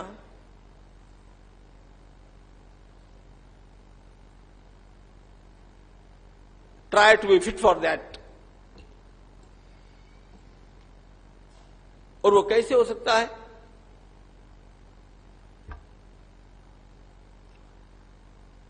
धनुष महाराज कहते हैं लोगों के साथ तुम्हारा व्यवहार विनम्रता का होना चाहिए। ये तो व्युत्पत्ति अवगी विसरीजे थोरपण पढ़ा सांडीजे जे जगा धाकुटे होइजे।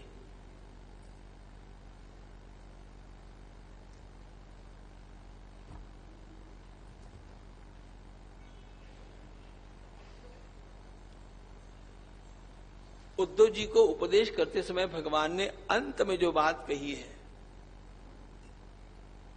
वो इस दृष्टि से बहुत महत्वपूर्ण है।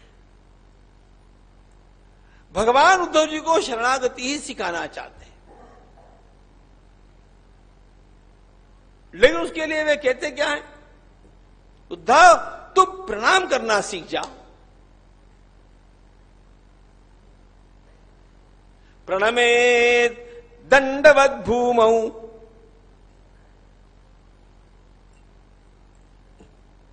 भगवान के मंदिर में जाकर के गुड मॉर्निंग नहीं करना, हाय वाय नहीं करना। प्रणमेत दंडवत भूमौ। पुरुषों को चाहिए कि वे दंड के समान साष्टांग वंदन करें। माताओं को चाहिए कि वे घुटने टेक करके वंदन करें। उनका पंचांग प्रणाम ही साष्टांग माना गया है।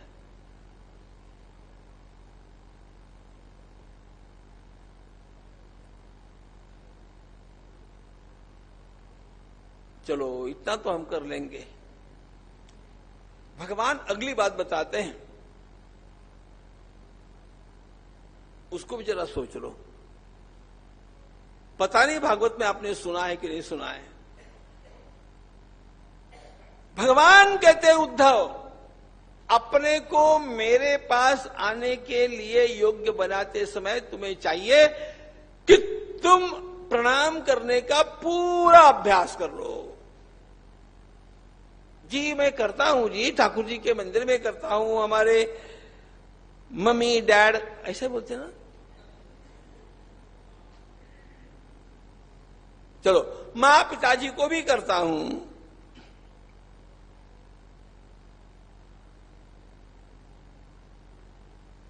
हमारे गुरुजी को भी आजकल करने लग गया हूं।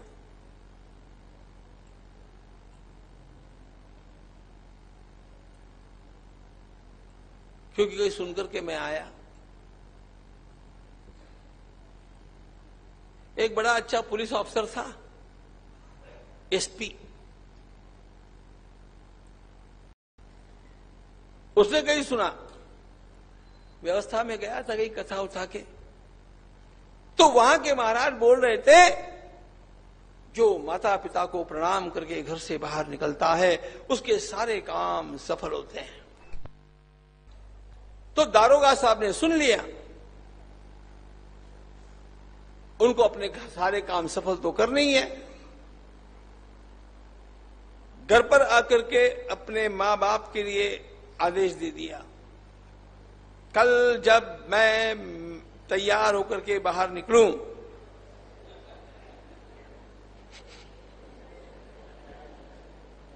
उस समय आप दोनों दरवाजे के पास खड़े मिलने चाहिए। मेरे पास समय बहुत कम होता है और जरा भी देरी कर दिए तो देखना मुझे आपको प्रणाम करके जाना है। प्रणाम करने की बात, लेकिन एक एक शब्दों में से, एक एक शब्द में से उसकी अकड़ झलकती है। ऐसा नहीं। भगवान उद्धव जी को उपदेश करते हुए कहते हैं, उद्धव सुनो, यदि तुम्हें वास्तव में मेरी प्राप्ति के लिए अपने को योग्य बनाना है तो दंडवत प्रणाम करना सीखो। अब किसको प्रणाम करना सीखो, ये अगली बात मैंने भी बताई नहीं है। प्रणमे दंडवत भूमौ आश्व चांडाल गोखरम। हमारे भीतर भागवत वास्तव में कितना उतरा, इसकी ये लिटमस टेस्ट है।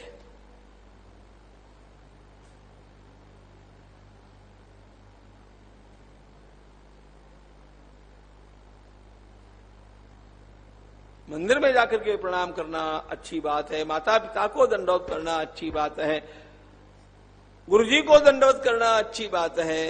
अन्य जीवों के साथ हमारा व्यवहार कैसा है? भगवान कहते हैं उद्धव, आश्व चांडाल गोखरम भूमौ दंडवत प्रणमे।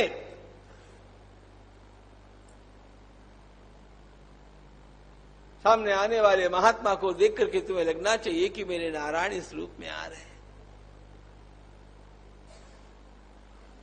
सड़क से जाती हुई गोमाता को देख करके लगना चाहिए कि मेरे नारायण इस रूप में आ गए।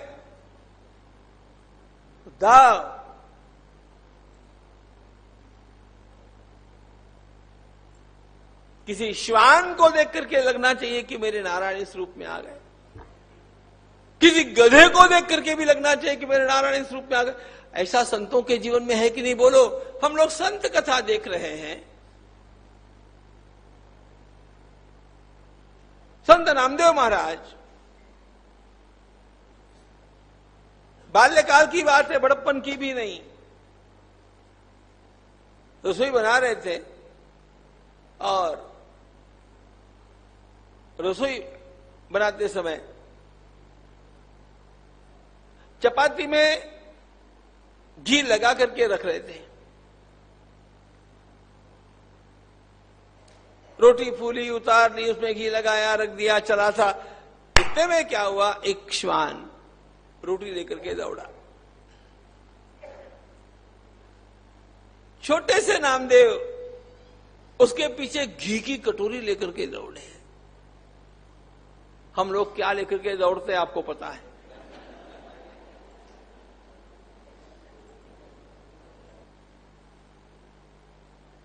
कब योग्य होंगे भगवान की प्राप्ति के लिए हम लोग? ये कितना कठिन है।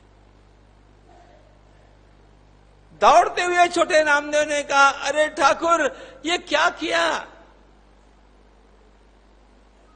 जो रोटियां लेकर के आप भागे हैं वो लूकी हैं, कम से कम मुझे घी तो लगाने दो।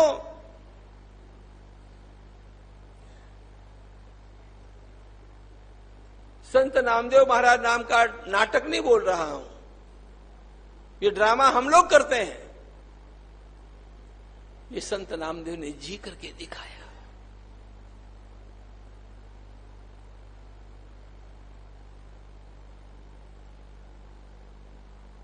वैशाख के महीने में भूख से प्यासा होकर के कोई बेचारा गर्दभ अपना दम तोड़ देगा ऐसा लगा, और काशी से लाई हुई गंगा जी की कामर, ये सब कांवड़ वाले हैं ना, संत एकनाथ महाराज,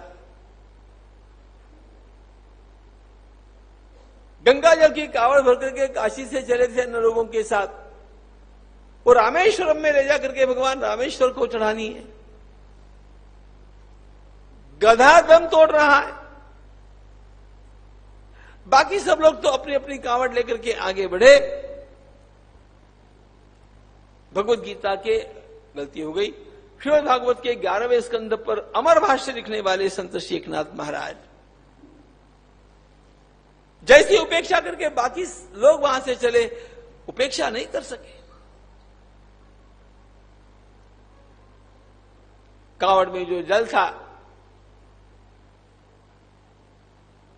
पृथ्वी मध्ये जितकी शरीरे तितकी भगवंताची घरे. समर्थ रामदास स्वामी का वचन है ये कि भूमंडल के ऊपर जितने भी घर हैं वे भगवान के मंदिर ही है, मोबाइल टेम्पल्स.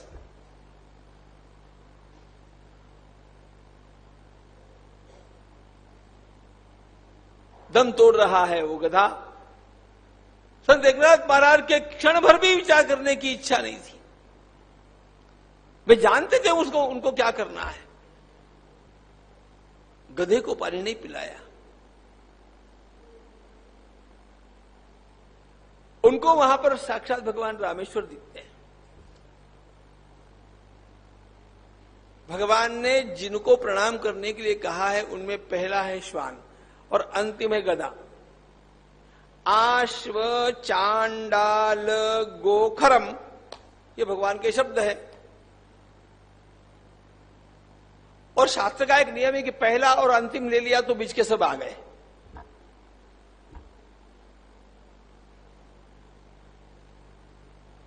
जीव मात्र के लिए मेरे मन में इस प्रकार का भाव निर्माण होता है क्या?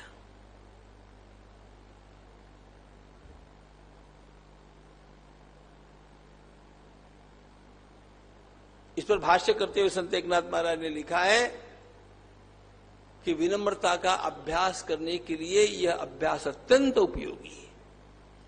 कभी कभी किया गया प्रणाम आपको नहीं तारेगा, प्रणाम करने की बुद्धि आपको तारेगी. यहां से निकलकर सड़क के ऊपर आप गधे को प्रणाम चाहे मत कीजिए, उसकी आवश्यकता नहीं है. नहीं तो ढोंग के रूप में वो भी कर लेंगे हम लोग. फोटो खींचने वाला कोई है कि नहीं देख करके.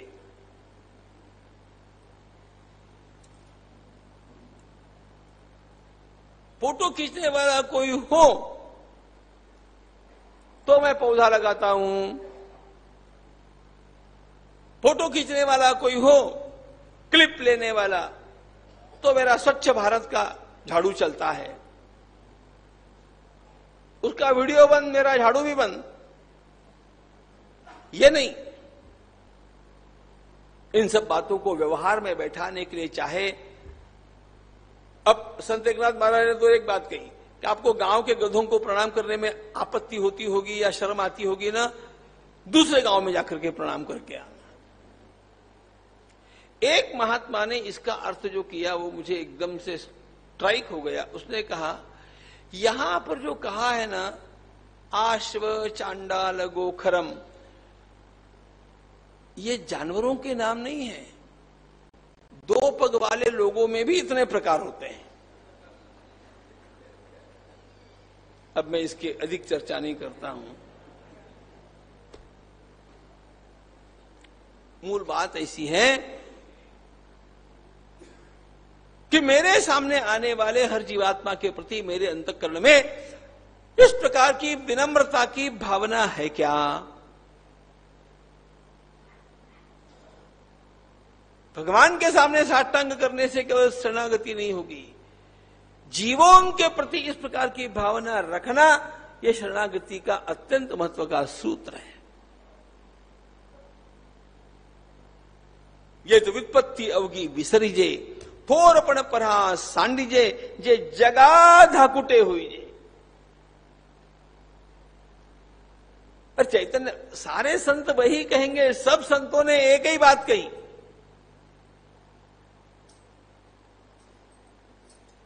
अपने को कैसा मानो, वास्तव में परमात्मा के प्रति हमारी शरणागति होनी हो, हमारी शरणागति को भगवान का सैंक्शन मिलना हो, शरणागति के स्कूल में हमारा रजिस्ट्रेशन होना हो, तो मेरा व्यवहार कैसा होना चाहिए? चैतन्य महाप्रभु का श्लोक सामने रखिएगा. अपने को क्या मानेंगे? तृणादपि सुनीचेन, तृणादपि सुनीचेन, तरोरपि सहिष्णुना, अमानिना मान्यदेन कीर्तनीय सदा हरि।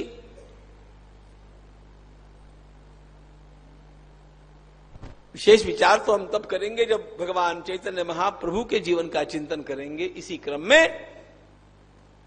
लेकिन एक उपमा तो समझ लीजिए, वे कहते हैं तृणादपि सुनीचेन, मैं एक तिनके से भी छोटा हूं।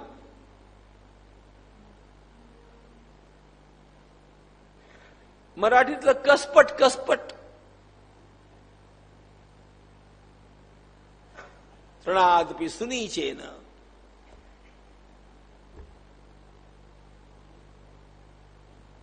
जब इस प्रकार की हमारी जीवन शैली लोगों को दिखने लग जाए ना, और अंतःकरण में उस प्रकार की हमें भी अनुभव होने लग जाए ना, तब समझना कि भगवान मेरे ऊपर वास्तव में कृपा करना आरंभ कर दिए। संपत्ति प्राप्त हो जाना भगवान की छोटी कृपा है, सात्विकता आ जाना भगवान की बड़ी कृपा है, पराकोटि की लीनता आ जाना, अहंकार राहित्य हो जाना, यह भगवान की सबसे बड़ी कृपा है। मैं कुछ नहीं। इसीलिए आप देखेंगे भक्ति करने वाले सारे लोगों में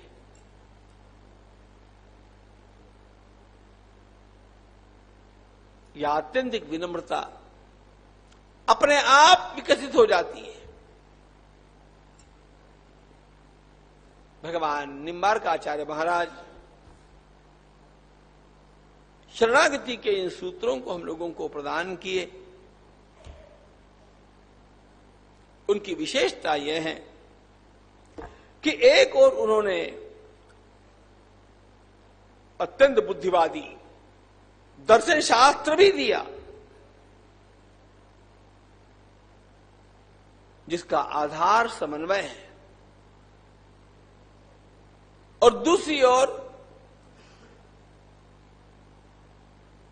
भक्ति भी प्रदान की। द्वैताद्वैत दर्शन अपने आप में एक समन्वयात्मक दर्शन है, जो आचार्य जी से हम लोगों को प्राप्त हुआ। वे स्वयं इस शरणागति से प्राप्त होने वाली मुक्तियों के 4 प्रकार बतलाते हैं: सालोक्य, सामीप्य, सारूप्य और सायुज्य। इसमें सायुज्य मुक्ति सर्वोच्च है। अपने संप्रदाय की यह धुरा,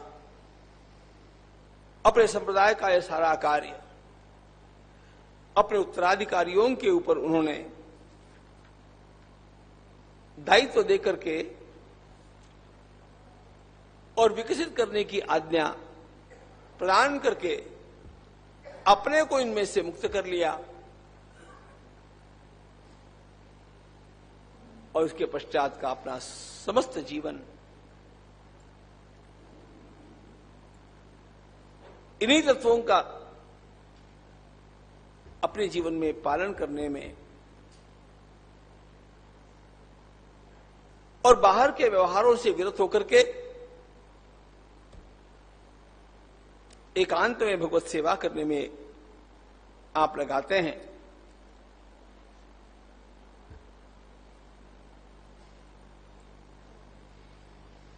ईस्वी सन 1317 में उनकी महासमाधि होती है। इस संप्रदाय में भगवान परशुराम देवाचार्यादि अत्यंत श्रेष्ठ महात्माओं ने जन्म लिया, इस संप्रदाय को विकसित किया। श्री राधा कृष्ण भगवान की युगलोपासना अत्यंत मर्यादा के साथ शास्त्रीय भूमिका पर आरूढ़ करके भागवतादि ग्रंथों के माध्यम से प्रमाणित करके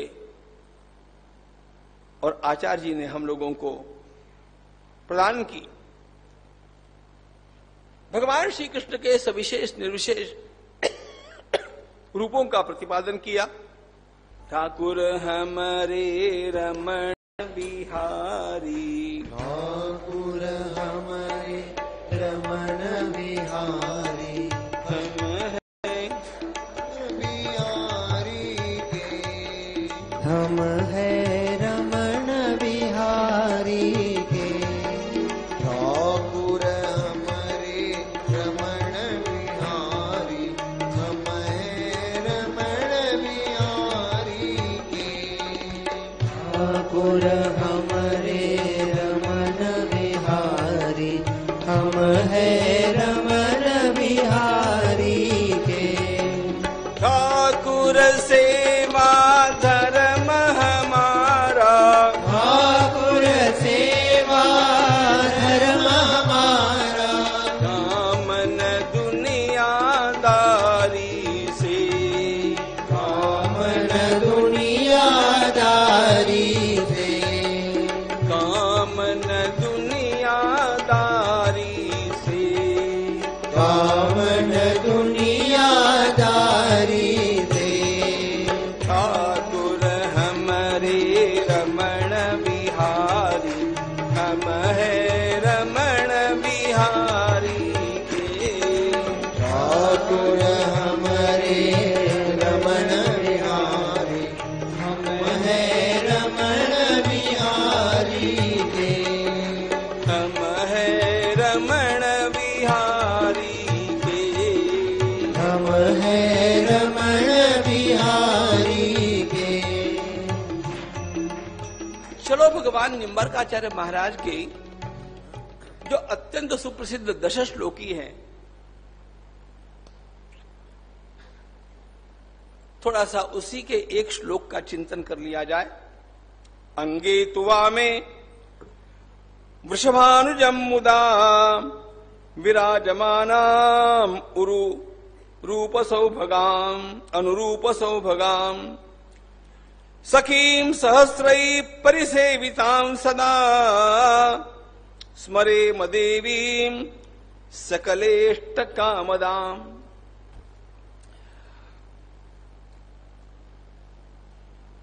निम्बार्क संप्रदाय के विवेचन का समापन करते करते एक सर्वाधिक महत्वपूर्ण बात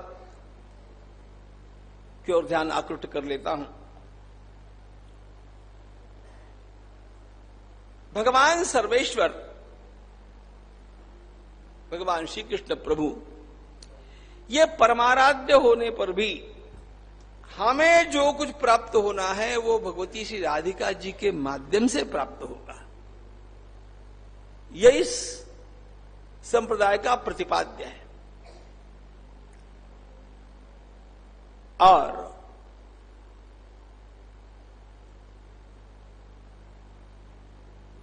भगवान की आराधना के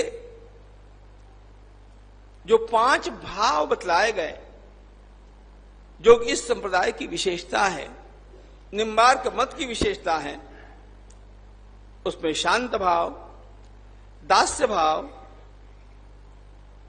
सख्य भाव, वात्सल्य भाव,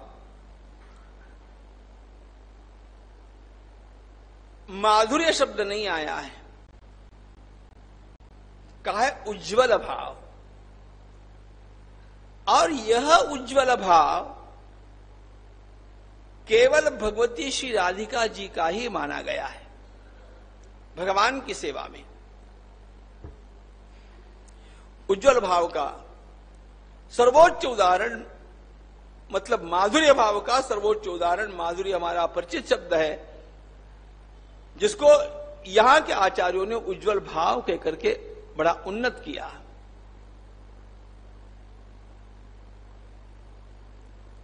परमात्मा के प्रति परिपूर्ण समर्पण और उस समर्पण का सर्वोच्च स्वरूप दिखता है भगवती श्री राधिका जी में। अंगे तुवा में वृषभानुजम मुदा विराजमानाम अनुरूप सौभगाम सखी सहस्रै परिसेवितां सदा स्मरे मदेवीं सकलेष्ट कामदाम।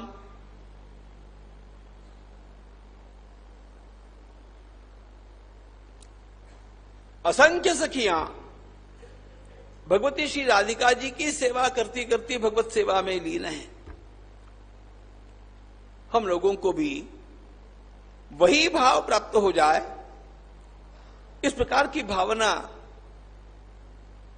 आचार्य हम लोगों को पढ़ाते हैं। जिनको जिनको यह भाव प्राप्त हो गया वे सर्वाधिक धन्य हो गए। और ऐसे महात्माओं की कृपा से, ऐसे गुरुओं की कृपा से प्रपन्न किसी भी व्यक्ति में, प्रपन्न किसी भी भक्त में वह भाव संक्रमित हो सकता है।